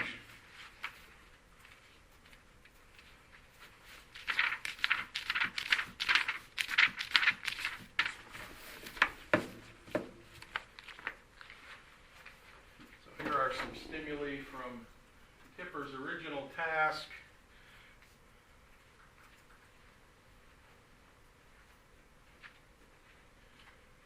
You are told to pay attention to, I think in this case it is the kite, and ignore the other item. In the control condition, you would simply, I think, say here the kite. Here you'd say trumpet. So you're looking at one item while at the same time ignoring another item. Over here, you say the kite, but you're to ignore the trumpet. Now on this trial, what previously was ignored now becomes relevant. So from trial 1 to trial 2, in the experimental condition, the trumpet goes from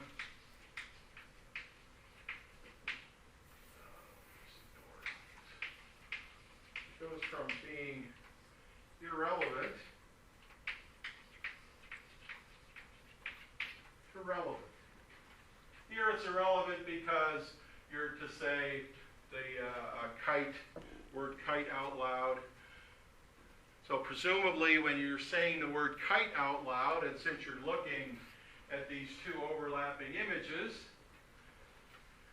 you're also telling the system to not say the word trumpet. But you're seeing trumpet. The It's not like it's off to the side. It's superimposed, much like in the Stroop task. You have meaning and color superimposed. So again, here's the pictorial version of the Stroop task. Now down here, I don't even know what that is, the ignored item down here. It's a cloth or something. Doesn't matter, but what was previously ignored now becomes relevant. And what Tipper nicely showed, much like in the Stroop task, is there is an amount of what we call negative priming. So there is a cost associated with ignoring this particular item. Now he calls it negative priming to compare it to what we would call regular or positive priming. And although this is way later in the book, if I give you dog and nurse, and I give you doctor and nurse, and I simply have you say the second word as quickly as you can, what should happen is doctor and nurse are related, and so related items are primed in this sense. So in semantic memory, doctor and nurse are closer together, presumably. That's the assumption than doctor or than dog and nurse. And so because of that implicit association, the word doctor is priming the word nurse, the word nurse. And so when you prime something, in this case, priming is usually a benefit, a facilitation, a good thing, if you will. And so you respond quicker to nurse when it follows doctor than when it follows dog. Tipper takes the same idea, but now attaches the notion of negative priming. So rather than priming be a benefit or a facilitation, it's actually a cost. It costs you milliseconds or processing effort to now reactivate that trumpet and now be able to say trumpet in this particular instance. He calls it negative priming because, again, it's not a positive, it's more of a negative. It's a cost, it's not a benefit. That relates to what Treisman was also talking about, and also the dichotic listening task. So we have these one group of attentional theories we call bottleneck theories.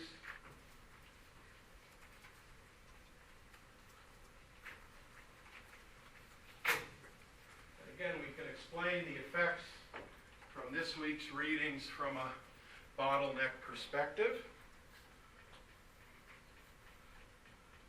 We also have a model proposed by Deutsch and Norman, which is also a bottleneck model, but it's a bottleneck that moves in the sense of, in Broadbent's bottleneck, he says it occurs early in the processing sequence. Deutsch and Norman say the bottleneck occurs a little bit later in the processing sequence. They say it occurs after pattern recognition, and it occurs to what we call the selection stage. Selection stage is kind of like the comparison stage. Encode, compare, decide, respond. Deutsch and Norman, their model assumes that everything gets recognized. And here is one of the models that proposes everything you've ever been exposed to in your entire life, regardless of the sense it comes in on, is tagged with some level of recognition. Deutsch and Norman say that some things are better recognized, meaning now you're retrieving something from long-term memory. The retrieval is good. You've stored it away very well, and thus when you retrieve it, retrieval is not so much full of mistakes. You're able to retrieve it. They say that's because we are tagging it with this idea that it's a more important type of stimulus. So stimuli are quickly forgotten unless they are important and further selected. So they mention it as kind of a pertinence mechanism. Your name is very pertinent to you. You're going to tag it at a higher level of pertinence than some other stimulus coming in. And if you don't tag it very highly, you're going to forget it. It's not going to decay, though. So don't think it decays away, never to be seen or heard from again. It's just that the more important things are, the more you're going to pay attention to them, the more you're going to say, you know, this is really important. I better not ignore this. This is relevant. I'm now going to store it away. And when you now try to retrieve that information, it's a combination of how much activation you got initially, and you can think of that from the perspective of a simple threshold. So for something to become pertinent, it has to break through this threshold. Some things are more pertinent than others. So we can quantify pertinence. Your name, you would expect, would be way up there at the top. But that also relates to the sensory activation component. We all know that things come to us in different rotations, in different colors, in different shapes, different sizes. Not everything comes to us perfectly. So also related in this notion of further processing information is how much activation did it have initially? Is it the comfortableness of the chair, which for many of you would have a lower level of activation, just barely reaching threshold and going above threshold? Or would the initial activation be at a much higher level, thus more pertinent, thus able to be processed further? So it's not just the notion that it reaches threshold. All of these stimuli reach threshold. It's where they go once they reach threshold. So those are some what we call bottleneck theories. The bottleneck is very flexible depending on which theoretical view you happen to tap into.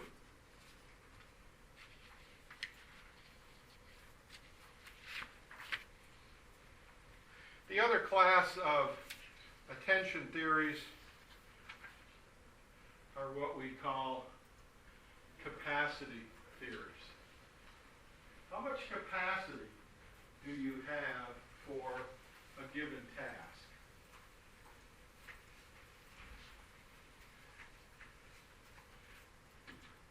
If you're over capacity, the task should be relatively easy. If you're under capacity, the task should be relatively difficult. And here we have two classes of theories, one by Kahneman and the other by Johnson and Hines. These are from way back in the 1970s, but these are classic kind of capacity types of theories.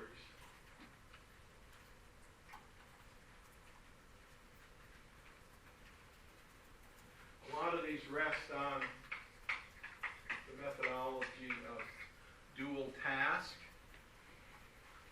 A lot of these particular capacity theories rest on this notion of, in many tasks we're doing them simultaneously with some other type of task. In other words, we're inhibiting information, but we're also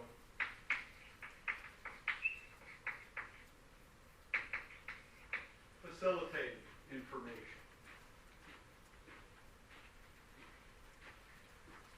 So in the Stroop task, we are paying attention to one input, trying to ignore the other input. In some situations, that's relatively easy. So the word white, printed in white, that should be a very easy task. The word red, printed in white, that should be a very difficult task. Not impossible, but you will show some Stroop interference. So here the meaning and the color are consistent. Here the meaning and the color are inconsistent.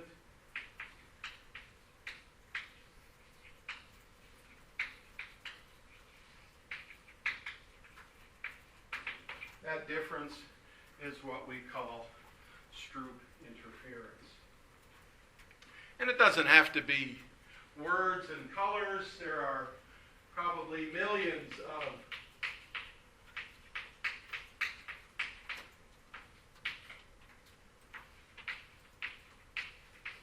examples of the Stroop. So there you have to name how many items are there. So here, that's inconsistent, that's inconsistent, that's consistent, that's inconsistent. If the basic Stroop effect is true, you should be much faster here, saying the word 4 when you see 4 items, as compared to here, saying the word 7 when there are 2 items, or 3 when there are 4 items, or 4 when there are, or the word 6 when there are 4 items. Those should give you massive amounts of interference, and that difference is what we now call Stroop interference. Much like the Sternberg task, all of these tasks can be used as a metric of how well people are processing information. Kids who are poor readers or who have trouble reading are not going to show much of a Stroop effect. So you can use that metric, correlate it with, say, their reading ability, reading rate, and those correlations would be predictive of how well they're able to read. Kids first learning how to read, so they don't have a reading disability, they're just first learning how to read, also don't show a Stroop effect, the classic Stroop effect. But over time, over development, as they learn how to read efficiently, they now show the Stroop effect. So according to Kahneman, we allocate our attention based on all sorts of different operations. In fact, the Posner article this week shows very nicely how one aspect of emotion can affect how we allocate our attention. And again, a number of the studies you brought in this week, although not using the Posner task specifically, use emotion as a type of stimulus to affect how we allocate our attention. So it might be in a biasing fashion. So in other words, one classic example of this you give depressed people happy, sad, and neutral words to process, they tend to process the sad words more efficiently, because it kind of matches up with the mood they happen to be in at the present time. You can also do, if you don't have depressed people available as subjects, you can do any of a number of mood induction paradigms. They're a little harder to do. I've done a bunch of mood induction paradigms with college students and old people. And the problem with the mood induction paradigm, if you've ever induced somebody's mood, the mood is very fleeting. And in about 20 minutes, the mood is gone. So you induce them in the mood, you do a check to make sure they're in the mood you want them to be in. You give them the task, you check their mood again to make sure the mood hasn't gone away, or in some cases it reverses during the task. And then you only keep those subjects where you induced them in the sad mood, and at the end of the experiment they were still in a sad mood. But mood induction is a harder methodology to do because people lose the mood, as it were, during the execution of the task. But you show the same effect. That is,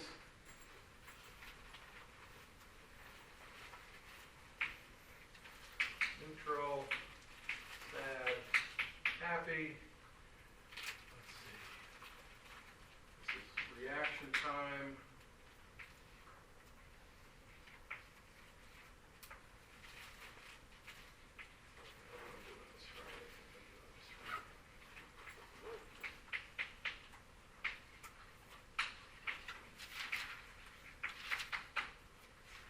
Show a mood congruent, performance bias. People in the sad mood respond faster and more accurately to sad items. People in the happy mood respond opposite. They respond faster and more less errors in the happy mood condition. And people induced in a neutral mood, neither happy nor sad, are kind of somewhere in the middle. So arousal and emotion has some implication for these capacity theories.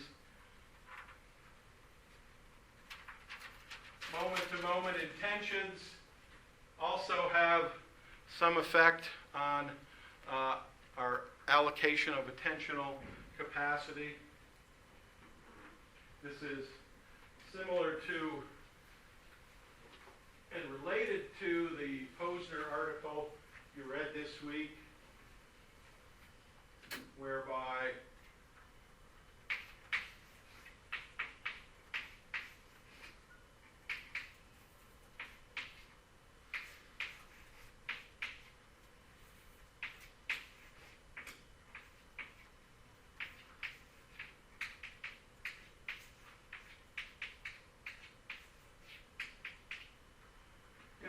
classic Posner task, which is related to the article you read this week. It's a way to measure attention. So here we come back to this question, how can we measure attention? Well, in the Posner task, you start off with a fixation point, typically, so we know you're looking in the right direction. And then we give you a cue. And the cue can be valid, so it points in this direction, and then the stimulus appears in the direction it pointed your attention to. So again, the idea is think of it like a spotlight. Your spotlight of attention is there. I now tell you, look this way, and presumably we move your spotlight over here, and then the item occurs in conjunction to where I told you to move your attention. If you believe the cue, that is a valid cue. It was correct. It told you where you're looking is correct. Here is another type of cue, invalid, and you as a subject don't know this ahead of time. You know that these cues are going to be correct some or all of the time. That's another manipulation, but that's a different type of attention. Fixation point, here's your attention. I tell you to look this way. You move your attention over there. Now you get this here, and that causes all sorts of problems because now you have to move your attention back, and then you make your response. So Posner talks about, like in this example, you've engaged your attention in relationship to what the cue tells you, and now the stimulus shows up where you've engaged your attention and you easily make a response. Here, you've engaged your attention, and now the stimulus occurs opposite to where you've engaged your attention. Now you have to disengage, move, and engage. You're adding 3 steps to that process. Over here, you get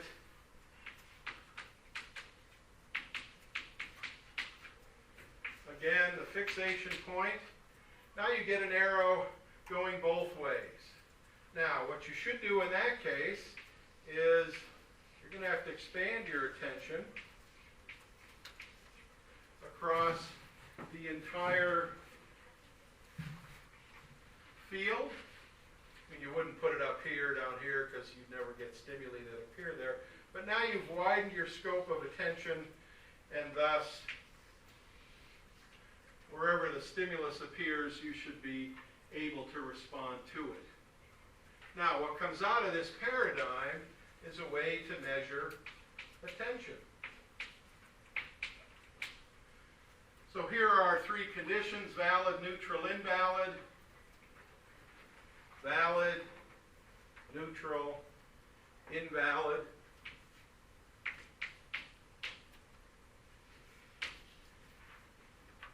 And you get an equal number of those. And to get it, let's say you're interested in strategy differences in attentional allocation, what you do there is maybe 80% of the trials are valid, 20% are neutral. You can vary the percentage of the trials. That's not critical at this point. But that's the typical Posner task setup. And it doesn't have to always be an arrow. It could be a box that lights up to engage other kinds of senses. It could be a sound. You can show this effect with sound as well as with visual stimuli. But the results are pretty clear. Here's response time. In the valid condition, responses are pretty quick. They're pretty error-free, as they should be, because you were told to move your attention, and lo and behold, the thing was there. All you have to do now is execute the response. Invalid should be way up here, because you've engaged. Now you disengage, move, and engage. That's going to take time. And theoretically, neutral should be somewhere in the middle. That's the typical result. But what does this tell us about attention? Well, neutral minus valid, so this difference is a measure of facilitation. Invalid minus neutral is a measure of inhibition. So now if you're interested in attention from, how does it benefit us or how does it hurt us, neutral minus valid will give us a measure of facilitation. Invalid minus neutral gives us a measure of inhibition. So think of that as a benefit. It's helping you. Think of that as a cost. It's hurting you. Again, can be used very nicely as a metric, and Tipper talks about this, and Posner to some extent talks about this. The articles you submitted on the Stroop task see it the same way.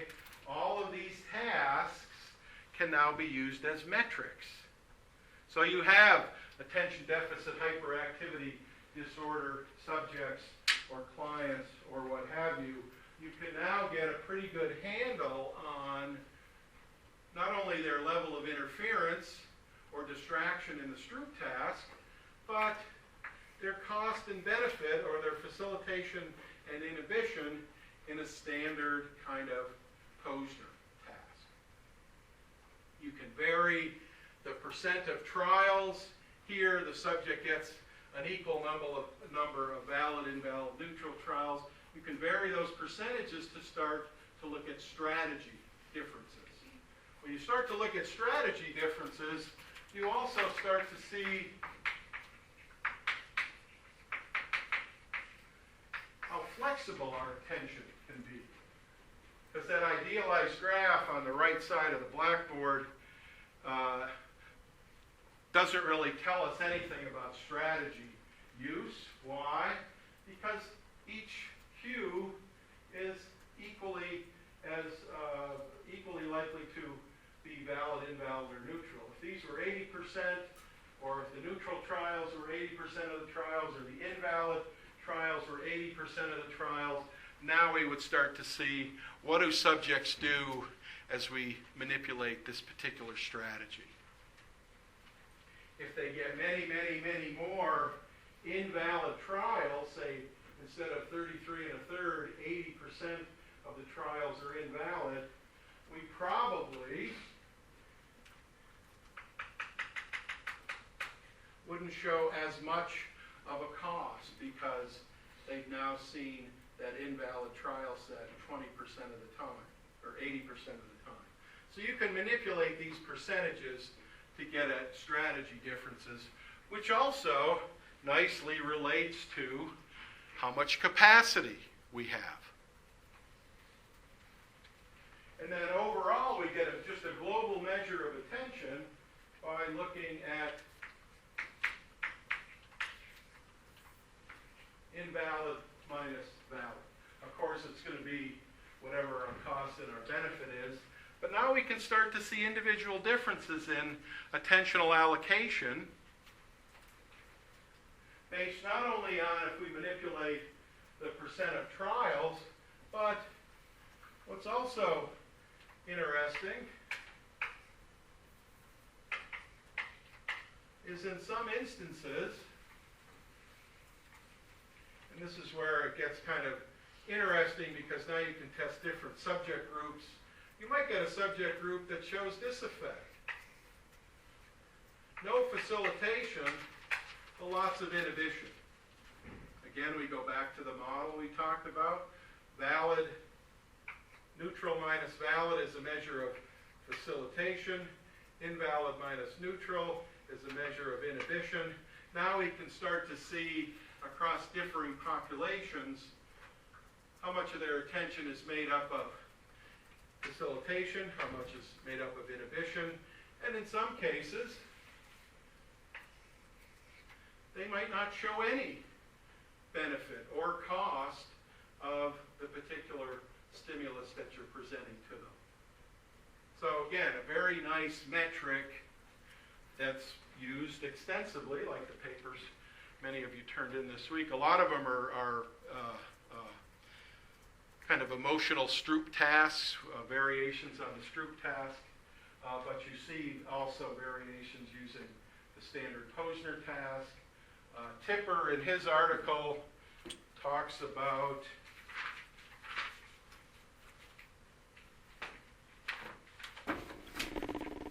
implications for clinical populations. In fact, his negative priming task has been used extensively with all of these groups here, in particular schizophrenics, but ADHD individuals, older people, people with obsessive compulsive disorder. And what he finds, and what a lot of other people have found, is that these groups tend to show less negative priming. If you compare them to non-schizophrenics, non-ADHD, non-elderly, non-obsessive compulsives, whatever your subject group happens to be, these populations show less evidence of negative priming. So now we can correlate those measures, the Stroop measure, the Tipper task measure, the Posner measure, with other indices of, issues related to schizophrenia, issues related to ADHD, issues relevant for older folks, issues relevant for OCD, eating disorders, sexual offenders, whatever the population group you happen to be testing.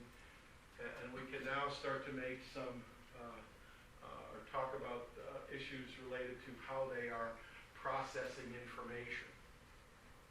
What does it mean, and then it's almost time to go, what does it mean if somebody shows less evidence of negative priming?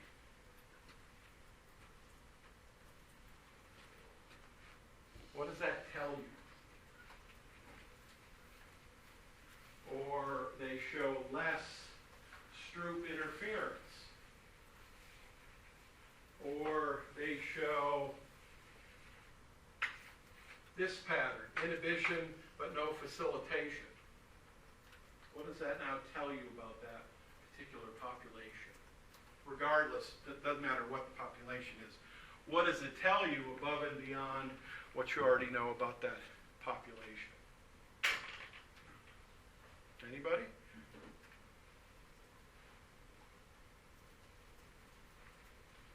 Regarding inhibition, it could help inform social desirability. Okay. So we can translate lots of inhibition with no facilitation.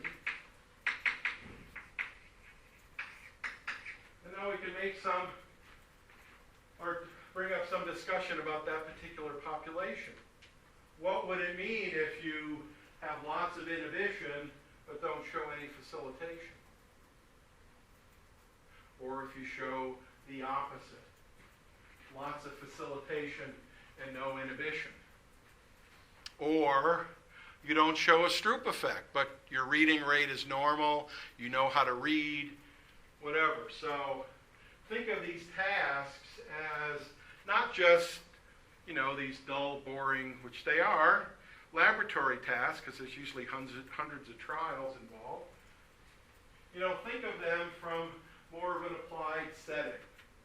How would the group you're interested in, eating disorders, sexual offenders, kids, old folks, whatever, what do these patterns of attention mean? How do we now build that into a specific model of information processing for the particular group you happen to be studying? That's what I hope you get out of these discussions. All right, any questions?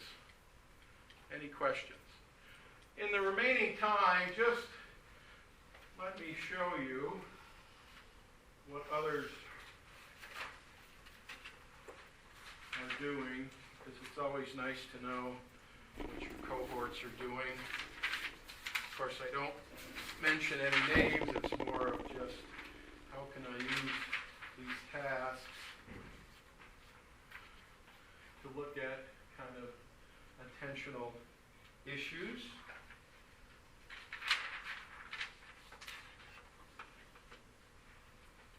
And again, a lot of the stuff you turned in this week hinges on this idea of attentional bias. Why are eating disorders patients biased more toward food-related words? What is it about food-related words compared to non-food-related words and neutral words that really biases those individuals to pay more rather than less attention to those type of stimuli.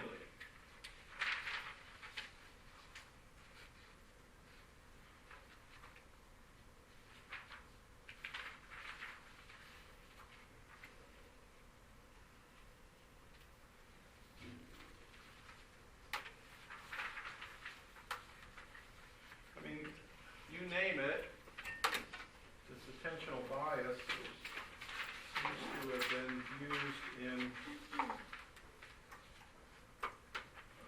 all sorts of different populations.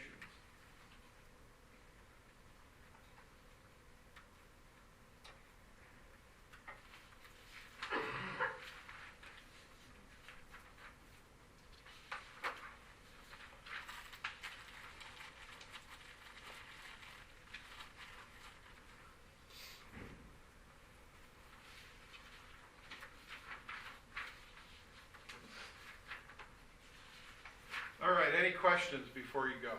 Questions? Again, what did we do today? We talked a lot about attention.